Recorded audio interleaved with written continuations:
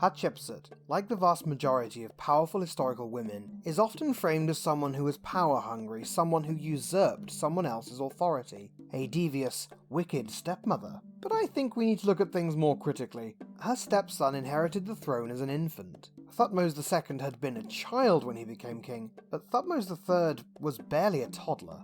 At the time that Hatshepsut faced the long regency waiting for her stepson to come of age, less than a century before then, Egypt was ruled by a foreign power. A rule that had come about because a dynasty collapsed. I don't doubt for a moment that she was involved in some underhanded things to get the power base necessary to declare herself king, but it's not a wild theory to suggest that there was an inherent good to there being a strong government in place, with a king who ruled in her own right. Bear in mind that Thutmose III didn't go anywhere. Hatshepsut didn't shuttle him to some obscure outpost or have him killed in any of the many ways she could have done so without raising suspicion. When he became a man, he even commanded military forces on her behalf, apparently without launching a coup d'etat at any point.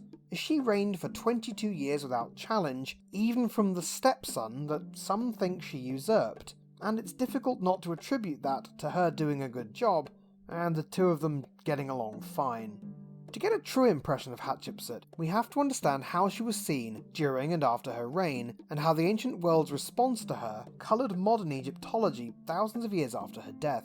Hatshepsut was not necessarily the first female pharaoh, though certainly she was the first to occur directly in the middle of a dynasty near its height, and not to be regarded as merely a regent. Towards the end of Thutmose III's own reign, Hatshepsut's name would begin to be deleted from monuments, sometimes simply replaced with that of Thutmose or his son Amenhotep II.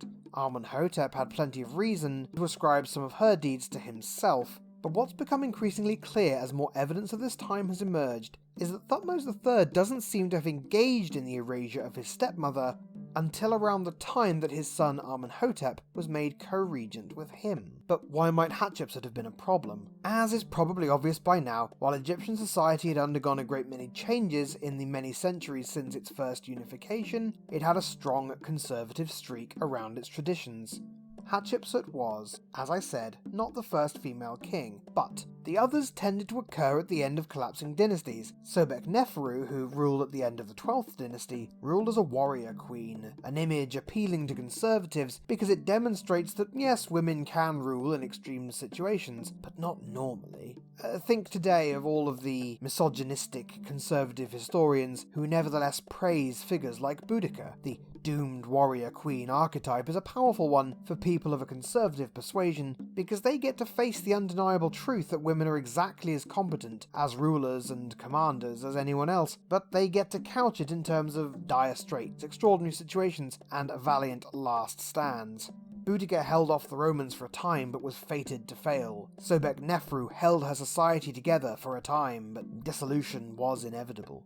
Perhaps some combination of Thutmose III and Amenhotep II believed that Hatshepsut set a dangerous precedent of royal women not being content as the daughters, sisters, wives, and mothers of kings. I'm not sure about that myself. Certainly on Thutmose's part, he and his stepmother seemed to rule well together, and Thutmose had more than enough success in his own right that suddenly deciding to erase his stepmother's image seems implausibly petty.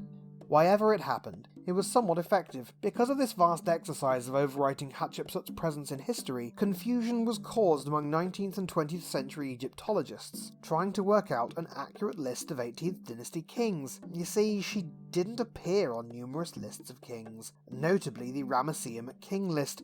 Like the modern-day search for dark matter, all signs at the Holy of Holies pointed to there having been a female king, but the official lists made no mention of one. In time, though, the evidence was overwhelming, particularly as the archaeological record peered into places everyday ancient Egyptians would not have seen, where the erasure of Hatshepsut was far from complete. Now, we have so many images of her, only because the persistence of modern scholars outpaced that of the kings who sought to erase her. I like Hatshepsut as a historic example of a woman in power. Her story isn't a desperate one where she's pitted against the menfolk and doomed to fail. She didn't seem to betray anyone, given how well she and her stepson ruled together. She lived a decently long life and didn't rule by dint of being a warrior queen. She established trade routes, diplomatic relationships, and oversaw one of the biggest economic booms on record for all of ancient Egypt. She's a great example of a woman in power, not because of how extraordinary her reign was, or because it was under strange or dire circumstances, but just that she ruled uncontested and did really well. That's it. And it's sad and frustrating that stories of female rulers should have to be exceptional at all, and bizarre that what makes Hatshepsut's reign so remarkable is that it wasn't remarkable. She demonstrated competent leadership along more or less any metric you could define. At some point in her 50s, Hatshepsut would succumb to bone cancer. It is believed she may have inadvertently given herself the cancer through the application of carcinogenic lotions used to treat the hereditary eczema or psoriasis that had been found plaguing other members of her immediate family. She would be interred with her beloved father, Thutmose I. As the sun sets on Hatshepsut's story, it also sets on this first part of my exploration of the 18th dynasty.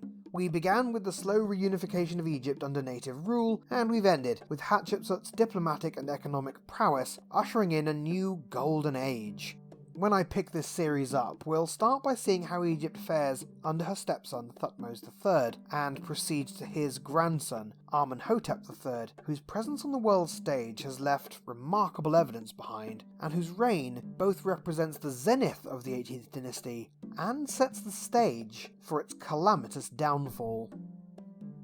Thanks for watching. We're not done with the 18th dynasty yet, but maybe we'll leave it for a while. Let me know what you think of the series so far. How do you feel about the way Hatshepsut's presented in ancient and modern sources? The conspiracy of historians creating ambiguity about my name, gender, sexuality, and right to rule are my backers at patreon.com/armchairegypt. Until next time, my fellow armchair Egyptologists, life, prosperity, and health to you all. Thanks for watching. Head over to my channel for more, or click here to see what the YouTube demons think you should watch next. I hope you'll consider subscribing.